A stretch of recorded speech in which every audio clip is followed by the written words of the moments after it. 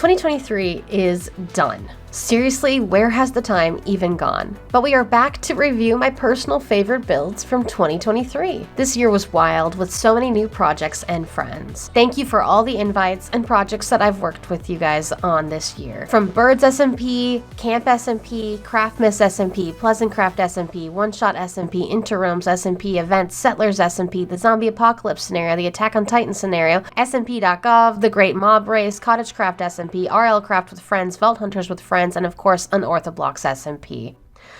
How did I fit that all in 1 year? Holy! I'm tired just from reading it. I'm sorry if I didn't mention something and forgot, because I do not have many brain cells that work right now. But after all that, let's go through my favorite builds from the year. Starting at number 10, my Yin Yang Castle suggested by Stormmaster for my Building Your Ideas video in Minecraft. I found a simple circle outline for the yin and yang, built it and brought up the walls to match the lines for it, and had the dots be the even taller towers. I do love this build because it's rather simple, but I love the black and white and the small details that I was able to add to it.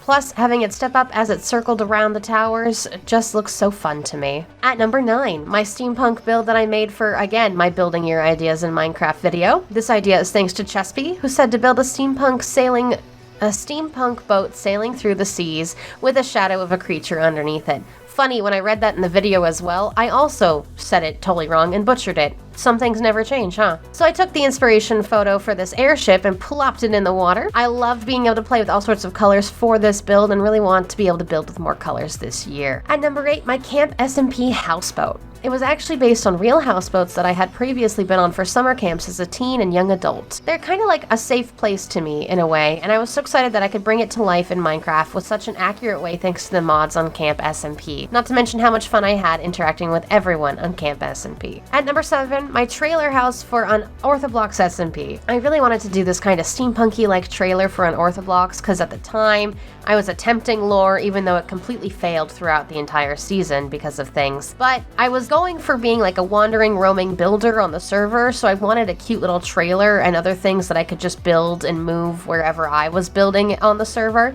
So this came out from this lovely reference image here.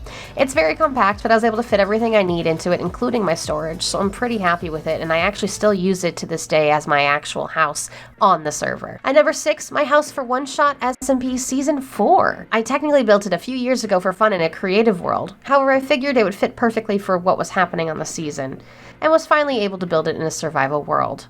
I wish I had time to do an interior for it, but sometimes you can't finish everything that you'd like to in a short-term SMP, and my attention at that time was on my Town Hall courthouse, which happens to be at number 5. My courthouse town hall thingy that I built on One Shot SMP Season 4. This one was also made in a creative world a few years before I built it in the survival world, but it was finally built obviously on One Shot. The interior was a bit of a struggle for sure because I wasn't sure how to work with these type of closed sections, and I wanted more space than what I had, but I am happy with how it came out in the end. At number 4, my cottage house from One Shot SMP Season 5.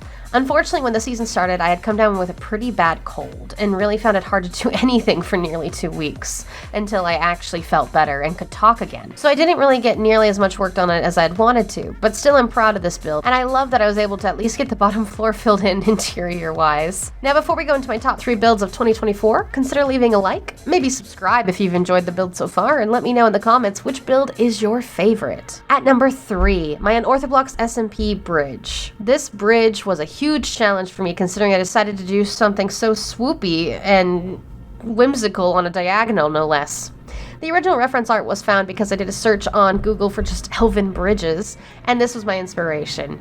I ran through at least 3 different bridge reference photos before I actually settled on this one, and took about 2 months trying to build it in creative until I was at a point that I loved it. Then of course I built it on Unorthoblocks using Lightmatica, which helped so much.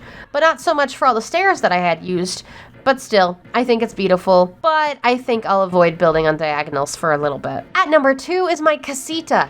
I am ashamed to admit that I nearly forgot about Casita because I did build it at the beginning of the year on Settlers SMP. I decided for that build that I was gonna go ham and use as many modded blocks as possible to really bring Casita to life. It was also the first time that I actually got to use the Create mod canon, so aside from taking my time making it in creative first, it was rather simple to collect the materials for it and let the Canon place it for me on the actual S&P. And finally at number 1, and this is a little cheesy to say, but my tree challenge. Yes, I know I built it in creative mode, but let's be real, if I did this in survival, there's no way I would have kept up with it. It would have burnt me out of Minecraft, and I probably would have had to switch to other games for a lot longer. But I'm so glad that I did it. Being able to look back and actually see the channel's growth on all these different platforms is insane, and really helps me feel more confident in what I'm doing and the content I'm making.